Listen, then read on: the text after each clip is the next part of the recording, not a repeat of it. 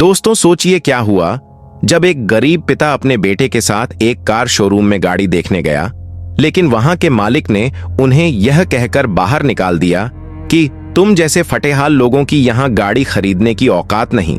मगर कहानी यहीं खत्म नहीं होती। जब वही लड़का अपने असली रूप में लौटा तो फटी जेब से चेकबुक निकालकर पूरे शोरूम का सौदा कर बैठा। इसके बाद जो हुआ वो तो किसी ने सपने में भी नहीं सोचा था। ये किस्सा है उत्तर प्रदेश की राजधानी लखनऊ का।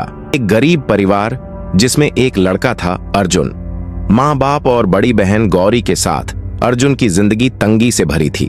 माँ बाप उसे हमेशा ताना देते, तू कुछ नहीं कर सकता, तू निकम्मा है, हमारे लिए बोझ है। मगर अर्जुन कुछ अलग मिट्टी का बना था। वह सब सुनता सहता, लेकिन उसकी आंखों में एक खामोश जुनून चमकता था। उसकी बहन गौरी करीब 21 साल की थी। गांव में ये उम्र शादी की मानी जाती है। माँ बाप की चिंता थी कि उसका विवाह कैसे करें, दहेज का खर्च कहां से लाएं। गौरी समझदार थी, वह खुद कहती, अर्जुन पढ़ लिख कर कुछ बना ले तब मेरी शादी कर लेना। मगर गांव का माहौल ऐसा था कि जवान बेटी को घर में रखने पर लोग बातें बनाने लगते। फिर एक दिन अर्जुन अपने पिता शंभू के साथ पास के शहर गया। शंभू के एक पुराने दोस्त ने कहा था कि वह मदद करेगा कार खरीदने में। अर्जुन के मन में उम्मीद जगी, अगर गाड़ी मिल गई तो टैक्सी चलाएंगे, कुछ कमाई होगी। वे दोनों एक चमचमाते शोरूम पहुंचे। बाहर खड़ी नई चमकदार गाड़ियां, अंदर एसी की ठंडी हवा और शीशे की दीवारें। गांव से आए अर्जुन और शंभू को यह सब किसी और ही दुनिया का लग रहा था। मगर जैसे ही अंदर गए, सेल्समैन की नजरें उन पर पड़ीं। अर्जुन के मैले चप्पल, पसीने से भीगी कमीज, शंभू के पुराने झोले को देखकर वह मुस्कुराया और व्यंग्य में बोला, देखिए साहब, गाड़ी देखने का कोई पैसा नहीं लगता, पर यह जगह आपके टाइप के लोगों के लिए नहीं है। बाहर सेकंड हैंड गाड़ियों की दुकानें हैं, वहीं जाइए। शंभू ने विनम्रता से कहा, एक दोस्त ने भेजा है, उसने कहा था हर कोई कहता है दोस्त है, जान पहचान है, पर खरीदने की औकात हो तो आओ ना, टाइम पास मत करो। सेल्समैन ने झुंझलाते हुए कहा। अर्जुन कुछ नहीं बोला, बस शोरूम को देखता रहा। जब दोनों बाहर निकले तो शंभू की आंखें भर आई थीं, मगर उन्होंने कुछ नहीं कहा। अर्जुन के भीतर कुछ टूट गया था, या शायद कुछ बन गया था। घर लौटे तो मां ने पूछा, गाड़ी मिली? शंभू ने झूठी मुस्कान में कहा, दोस्त मिला नहीं, अगली बार देखेंगे। अर्जुन चुपचाप अपने कमरे में चला गया। छत से पानी टपक रहा था उसके सिर के पास, पर उसे फर्क नहीं पड़ा। उसकी आंखें बंद थीं, मगर दिमाग तेजी से चल रहा था। आज उसे एहसास हुआ कि गरीबी सिर्फ भूख नहीं देती, आत्मा भी खा जाती है। फिर एक और घटना हुई, जैसे चोट पर नमक। गौरी की शादी तय हो गई थी। लड़का अच्छा था, शहर में नौकरी करता था, पर शर्तें थीं, मोटरसाइकिल और 1 लाख रुपये दहेज। अर्जुन के सामने अब एक नया मकसद था। किसी तरह शंभू ने गांव के एक साहूकार से ऊंचे ब्याज पर रकम जुटाई। मां ने अपने पुराने गहनों को गिरवी रख दिया। आखिरकार शादी का दिन आ ही गया। बारात आई, ढोल नगाड़े बजे, पूरा गांव सज धज कर मंडप पर जमा हुआ। लेकिन जैसे ही रस्में शुरू होने वाली थीं, लड़के वालों ने बहाना बना दिया कि दहेज की रकम पूरी नहीं दी गई है। लड़के के पिता बोले, हम भीख नहीं मांग रहे, हमारे बेटे की इज्जत है, अब ये शादी नहीं हो सकती। पूरा माहौल एकदम खामोश हो गया। गौरी की आंखों से आंसू नहीं निकल रहे थे, जैसे वह जिंदा लाश बन गई हो। मां वहीं बेहोश होकर गिर पड़ी और शंभू को दिल का दौरा पड़ा। अर्जुन बस दूर खड़ा देखता रहा। उसकी मुट्ठियां बंधी हुई थीं, लेकिन चेहरा एकदम शांत था। गांव के लोग कानाफूसी करने लगे, अब कौन करेगा इसकी शादी, इज्जत तो गई। और अर्जुन, उसकी आंखों में आंसू नहीं थे, वहां बस एक चिंगारी थी। उस रात उसने खुद से पहली बार वादा किया, अब जिंदगी का सिर्फ एक मकसद है, इतना पैसा कमाना है कि ये समाज, ये गांव और वो शोरूम वाला, सबके घमंड को पैरों तले रौंद दूं। शादी टूटने के बाद जैसे पूरा घर टूट गया। मां चुपचाप खाट पर पड़ी रहती। शंभू का इलाज जारी था और गौरी, वो तो जैसे बोलना ही भूल गई थी। दिन ब दिन सूखती जा रही थी। खाना छोड़ दिया था, आंखों में कोई भाव नहीं। गांव वालों की बातें अब कानों में गूंजने लगी थीं। बेटा किसी काम का नहीं निकला, लड़की की उम्र निकल रही है। पर अर्जुन बदल चुका था। अब वो वही अर्जुन नहीं था जो चुपचाप सहता था। अब उसकी आंखों में चुप्पी नहीं, एक जुनून था। लोग सोचते थे कि वो भी टूट जाएगा, लेकिन वो अंदर से और मजबूत हो गया था। दिन में खेतों में मेहनत करता, रात में पढ़ाई करता, मोबाइल में नेटवर्क नहीं मिलता था तो 4 किलोमीटर दूर जाकर पेड़ के नीचे नेट पकड़ता, कभी दोस्त से हॉटस्पॉट मांगता, कभी पुराने मोबाइल में वीडियो देखकर कुछ नया सीखता। फिर एक दिन उसके मन में एक विचार आया, अगर मैं सिर्फ नौकरी करूंगा तो हालात नहीं बदलेंगे, मुझे वो करना है जिससे पैसा बरस जाए। और तभी उसके जीवन में एक नया शब्द आया, शेयर मार्केट। अब उसका सपना नौकरी नहीं था, उसका सपना था करोड़ों में खेलने वाला बिजनेस माइंड बनना। उसे समझ आ गया था कि अगर सही समय पर सही दिमाग लगाया जाए तो पैसा सिर्फ कागज बनकर रह जाता है। लेकिन यह रास्ता आसान नहीं था। एक रात जब पूरा घर सो रहा था, अर्जुन छत पर चुपचाप बैठा था। चांदनी रात थी और उसकी आंखें दूर आसमान में कुछ तलाश रही थीं, शायद अपना आने वाला मुकाम। लेकिन उसके चेहरे पर मानो कोई तूफान बसा हो। हाथों में एक पुरानी सी कॉपी थी जिसमें उसने अपनी सारी अब तक की समझदारी जमा कर रखी थी। स्टॉक्स, म्यूचुअल फंड्स, ट्रेडिंग के गुर, long term investing, short selling, सब कुछ। सुबह होते ही उसने तय कर लिया, अब गांव छोड़ना होगा। पिता की तबीयत कुछ बेहतर थी, मां धीरे धीरे फिर से रसोई में लगने लगी थी और गौरी भी अब कभी कभी 2 बातें करने लगी थी। अर्जुन ने मां से कहा, अम्मा कुछ दिनों के लिए बाहर जाना है, पढ़ाई की खातिर, लेकिन वादा करता हूं इस बार लौट कर आऊंगा तो हर चीज बदल चुकी होगी। मां ने बस उसका माथा छूते हुए कहा, जो भी कर बेटा, खुदा से बस एक दुआ है, तू बिखर मत जाना। शहर पहुंचते ही अर्जुन ने एक सस्ता कमरा लिया। दीवारों से सीलन टपक रही थी, खिड़की तक नहीं थी, पर उसी कमरे में उसने अपने सपने बो दिए। दिन में वो इंटरनेट कैफे में घंटों बिताता, यूट्यूब से लेकर ब्लॉग्स, न्यूज आर्टिकल्स और चार्ट्स तक हर चीज पढ़ता, समझता। कई बार जेब में पैसे नहीं होते तो भूखा ही रहता। एक बार तो भूख से हालत इतनी बिगड़ी कि वह बेहोश हो गया। जब अस्पताल में होश आया तो डॉक्टर ने कहा, आराम जरूरी है, पर अर्जुन को आराम नहीं, सिर्फ नतीजा चाहिए था। एक दिन एक वीडियो में किसी ने कहा, अगर समझ और धैर्य से ट्रेड करो तो पैसा ऐसे छपता है जैसे प्रिंटिंग मशीन से निकलता है, लेकिन अगर लालच से खेले तो सब कुछ राख हो जाता है। ये बात उसने दिल में बैठा ली। अब वो दिन रात डेमो ट्रेडिंग में लग गया, बिना असली पैसा लगाए, बस बाजार को पढ़ना, समझना, हर चाल को महसूस करना। कुछ ही महीनों में उसने गांव के एक पुराने परिचित से 5,000 रुपए उधार लिए। उसे बोला कि एक कोर्स करना है, लेकिन असल में वह पैसा उसकी पहली असली ट्रेडिंग के लिए था और यहीं से शुरू हुआ असली खेल। पहली बार जब उसे प्रॉफिट हुआ, उस दिन उसकी आंखों में नींद नहीं, चमक थी तो वह मुस्कुराया नहीं, बस आंखें मूंद कर ऊपर देखा, जैसे किसी अनदेखी ताकत को धन्यवाद दे रहा हो। वक्त के साथ उसका भरोसा खुद पर बढ़ता गया। अब वो बाजार की हर चाल पकड़ लेता था। उसे अंदाजा होने लगा था कि कब कौन सा शेयर ऊपर जाएगा, कब गिरेगा। और सबसे अहम बात, वो अब भी वही अर्जुन था, जिसके अंदर वही शुरुआती दिन वाला जोश और भूख बाकी थी। कई बार नुकसान भी झेला, लेकिन कभी हार नहीं मानी। जब पहली बार उसके ट्रेडिंग अकाउंट में 1 लाख से ऊपर रकम आई तो उसने मां को फोन किया, अम्मा अब चिंता मत करना, अब हमारे दिन फिरेंगे। मां अब भी नहीं जानती थी कि अर्जुन असल में क्या कर रहा है। उन्होंने बस कहा, खुश रह बेटा, यही काफी है। कुछ ही महीनों में अर्जुन लाखों की दुनिया में घुस चुका था। उसने खुद का एक फंड शुरू किया और अपने कुछ पुराने दोस्तों को भी उसमें जोड़ा। उन्हें कमाने के तरीके सिखाए, साथ दिया, लेकिन अपनी असली पहचान अब भी पर्दे में रखी। उसकी यादों में वो शोरूम अब भी जिंदा था, वो अपमान भरी हंसी, वो नफरत से भरी नजरें। और फिर एक दिन अर्जुन ने खुद को पूरी तरह से बदलने का फैसला किया। अच्छे कपड़े खरीदे, हेयर स्टाइल नया करवाया और एक लग्जरी कार कैश पेमेंट पर बुक कर दी। जिस दिन कार की डिलीवरी थी, उसने उसी शोरूम को चुना जहां उसे और उसके पिता को कभी नीचा दिखाया गया था। वो वहां गाड़ी खरीदने नहीं गया था, वो गया था अपनी कहानी खत्म करने। जैसे ही शोरूम में दाखिल हुआ, वही पुराना मैनेजर सामने था। उसने अर्जुन को पहचाना नहीं, लेकिन नजरों में अब भी वही घमंड था। जी बताइए, क्या देखना है? मैनेजर ने पूछा। अर्जुन ने मुस्कुराते हुए कहा, वो गाड़ी चाहिए जो सामने खड़ी है। मैनेजर ने बिना सोचे कहा, वो काफी महंगी है, क्या आप पेमेंट कर पाएंगे? अर्जुन ने एक फाइल टेबल पर रख दी। उसमें बैंक स्टेटमेंट, डीमैट अकाउंट और उसके फंड के कागज थे। मैनेजर के चेहरे का रंग फीका पड़ गया। आप अर्जुन सिंह हैं? हाँ, अर्जुन ने शांत आवाज में कहा। और आज मैं सिर्फ गाड़ी नहीं, ये पूरा शोरूम खरीदने आया हूँ। शोरूम में एक पल को सब कुछ ठहर गया। वातावरण में सन्नाटा छा गया। अर्जुन की आंखों में अब गुस्सा नहीं था, बल्कि ठंडा आत्मविश्वास चमक रहा था। वो मैनेजर जिसने कभी अर्जुन के पिता का अपमान किया था, अब कांपते हाथों से फाइल पलट रहा था। हर पन्ने में वो आंकड़े थे, करोड़ों की जानकारी जो अर्जुन को एक आम लड़के से खास बना चुकी थी। सर, ये कोई मजाक तो नहीं? मैनेजर ने डरते हुए पूछा। मजाक? अर्जुन हल्का सा हंसा। मजाक तो उस दिन आपने किया था जब मेरे बाबा के लिए कुर्सी तक ना छोड़ी।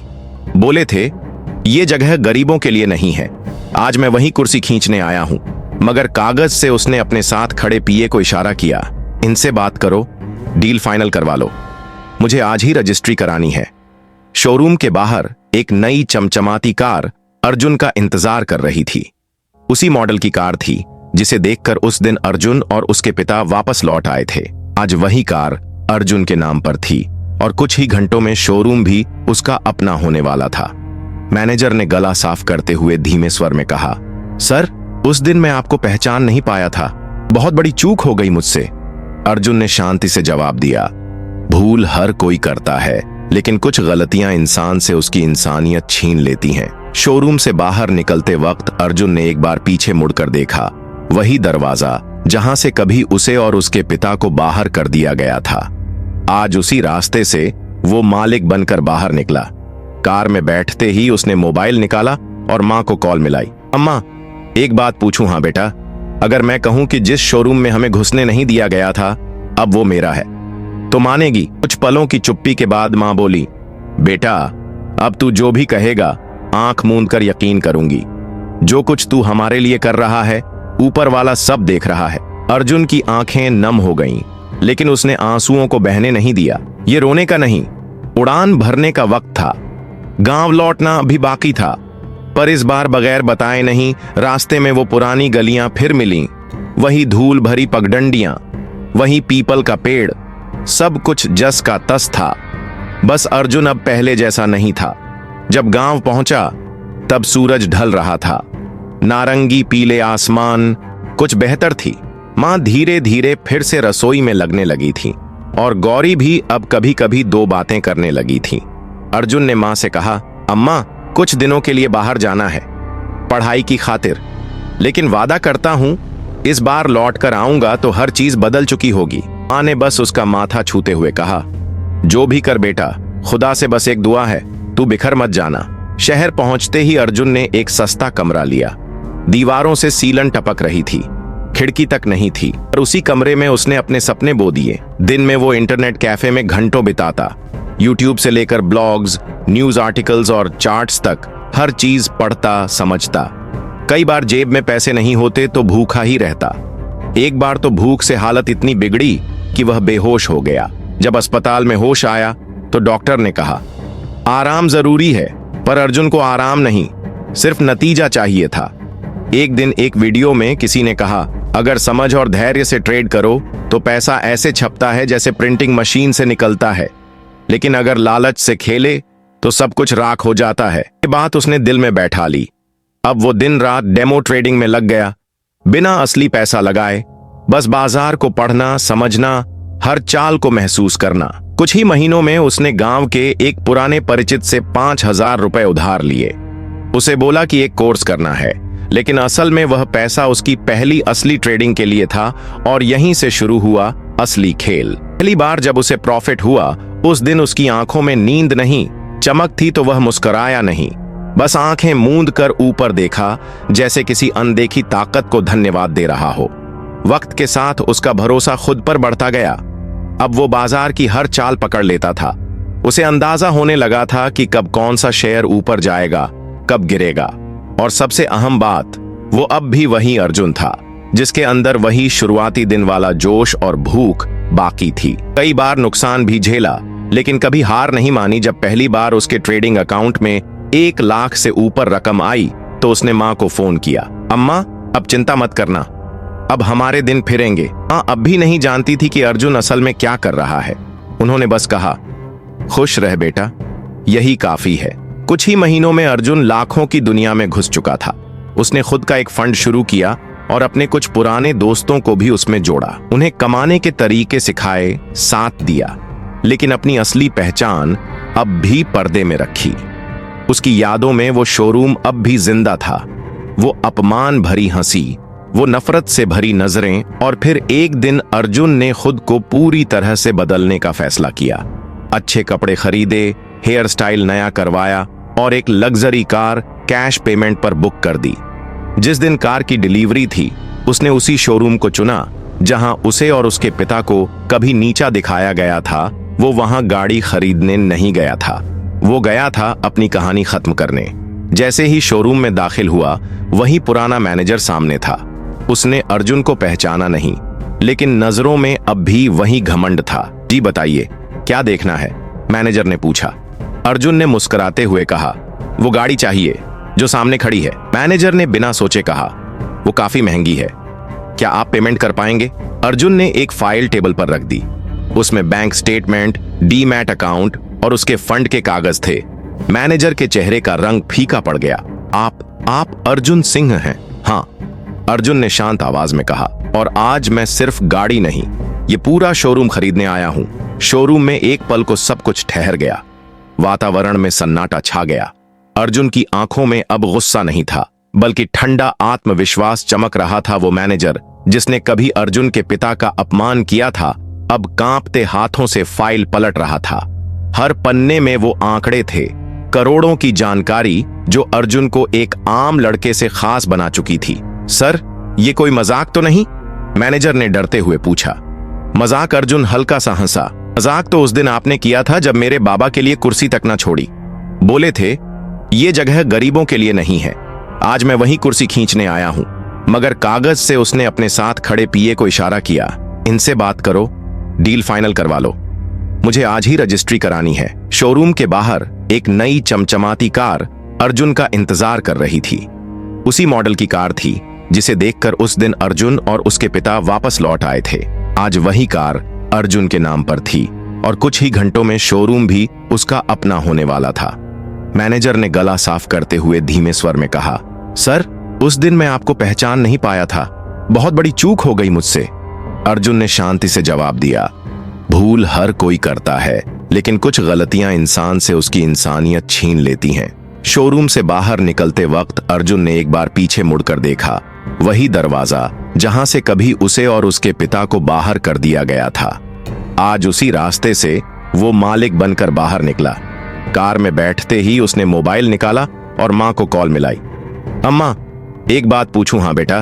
अगर मैं कहूं कि जिस शोरूम में हमें घुसने नहीं दिया गया था, अब वो मेरा है, तो मानेगी? कुछ पलों की चुप्पी के बाद मां बोली, बेटा, अब तू जो भी कहेगा आंख मूंद कर यकीन करूंगी। जो कुछ तू हमारे लिए कर रहा है, ऊपर वाला सब देख रहा है। अर्जुन की आंखें नम हो गईं, लेकिन उसने आंसुओं को बहने नहीं दिया। ये रोने का नहीं, उड़ान भरने का वक्त था। गांव लौटना अभी बाकी था, पर इस बार बगैर बताए नहीं रास्ते में वो पुरानी गलियां फिर मिलीं। वही धूल भरी पगडंडियां, वही पीपल का पेड़, सब कुछ जस का तस था। बस अर्जुन अब पहले जैसा नहीं था। जब गांव पहुंचा तब सूरज ढल रहा था। नारंगी पीले आसमान उसकी आत्मा में थी। एक बार जवाब देने के बावजूद उसे सुकून नहीं मिला था। उसे अपने पिता के सामने वो इज्जत लौटानी थी जो एक दिन छीन ली गई थी। अगली सुबह अर्जुन ने कहा, बाबा, चलिए कहीं चलते हैं। पिता ने पूछा, कहां? अर्जुन बोला, याद है वो शोरूम? पिता कुछ पल खामोश रहे, फिर बोले, हाँ बेटा, उस दिन को कैसे भूल सकता हूं, पर अब वहां क्यों? बस बाबा, कुछ अधूरे काम पूरे करने हैं। अर्जुन ने खुद के लिए एक सादा कुर्ता पायजामा पहना और पिताजी को भी पुराने कपड़े ही पहनने दिए। उसके पास अब लग्जरी कार थी, लेकिन वो अपनी पुरानी सेकंड हैंड गाड़ी में ही निकला। वो चाहता था कि कहानी वहीं से शुरू हो जहां अधूरी रह गई थी। शहर की सड़कों पर गाड़ी दौड़ रही थी और अर्जुन की आंखों में वो दिन घूम रहा था जब उन्हें इंसान की तरह नहीं बल्कि बोझ की तरह देखा गया था। शोरूम अब भी वैसे ही था, वैसी ही रौनक, वैसी ही चमक और अंदर से आती ठंडी हवा और कॉफी की खुशबू। पर वही पुराना एटीट्यूड जैसे ही उन्होंने अंदर कदम रखा। एक सेल्समैन ने उन्हें सिर से पांव तक देखा। उसकी नजरों में वही तिरस्कार था। बिना मुस्कुराए बोला, भाई साहब, यहाँ की गाड़ियां बहुत महंगी हैं, बजट हो तो ही देखिए। पिता कुछ बोलने ही वाले थे कि अर्जुन ने उनका हाथ पकड़कर कहा, बाबा शांति रखिए, मैं देख लूंगा। सेल्समैन ने फिर कहा, समय बर्बाद मत कीजिए, हम केवल सीरियस कस्टमर से बात करते हैं। अर्जुन ने हल्की मुस्कान के साथ कहा, मैनेजर को बुलाइए। सेल्समैन झुंझलाया, क्या मैनेजर आपका नौकर है? अर्जुन ने जेब से एक कागज निकाला और उसके हाथ में पकड़ा दिया। पेपर देखते ही सेल्समैन का चेहरा उतर गया। उस पेपर पर लिखा था, प्रॉपर्टी डील कंफर्म, शोरूम का नया मालिक अर्जुन सिंह। अर्जुन ने गहरी आवाज में कहा, अब यह शोरूम मेरा है। पूरा स्टाफ हैरान होकर जमा हो गया। अर्जुन ने ऊंचे स्वर में कहा, याद है जब मुझे और मेरे पिता को इस दरवाजे से लौटा दिया गया था? क्योंकि हमारे पास ब्रांडेड कपड़े नहीं थे, क्योंकि हम अमीर नहीं दिखते थे। आज मैं तुम्हारा मालिक हूं, लेकिन मैं अब भी वही अर्जुन हूं। फर्क सिर्फ इतना है कि अब मेरी आवाज दबाई नहीं जा सकती। मैनेजर आया, अर्जुन को नमस्कार किया और बोला, सर माफ कीजिएगा, हमें पता नहीं था कि आप। अर्जुन ने बीच में रोका, माफी की जरूरत नहीं, बस एक बात याद रखो, किसी को उसकी हालत से मत आंकना, उसकी इज्जत से परखो। तुमने हमें गरीब समझा, पर इंसान भी नहीं समझा। पूरा स्टाफ चुप था। पिताजी की आंखों में आंसू थे। उन्होंने अर्जुन के कंधे पर हाथ रखकर कहा, बेटा आज तूने वो कर दिखाया है जो बहुत कम लोग कर पाते हैं। अपमान का जवाब अर्जुन ने इज्जत से दिया। उसने मुस्कुराते हुए कहा, बाबा असली बदला गुस्से से नहीं लिया जाता, वो तो बदलाव के जरिए लिया जाता है, और मैंने सिर्फ एक जवाब दिया है अपने अंदाज में। उसी वक्त अर्जुन ने एक घोषणा की, शोरूम में एक नई स्कीम शुरू की जाए जिसमें गांव के जरूरतमंद किसानों और गरीब परिवारों को गाड़ियां विशेष छूट पर मिलेंगी। साथ ही एक दीवार पर एक बड़ा सा पोस्टर लगाया गया, कभी किसी को कम मत समझो, हो सकता है कल वही तुम्हारा मालिक बन जाए। अब अर्जुन उसी चेयर पर बैठा था जिस पर कभी उसे बैठने तक नहीं दिया गया था, लेकिन उसकी आंखों में अहंकार नहीं था, सिर्फ संतोष और आत्मसंतुलन था। वापसी में जब अर्जुन और उसके पिता कार में बैठे तो पिता ने मुस्कुराकर पूछा, अब आगे क्या इरादा है बेटा? अर्जुन ने गहरी सांस लेकर जवाब दिया, अब असली सफर शुरू करना है बाबा। अब मुझे और भी अर्जुन तैयार करने हैं जो खुद पर भरोसा रखना सीखें। और गाड़ी धीरे धीरे गांव की पगडंडियों की ओर बढ़ चली।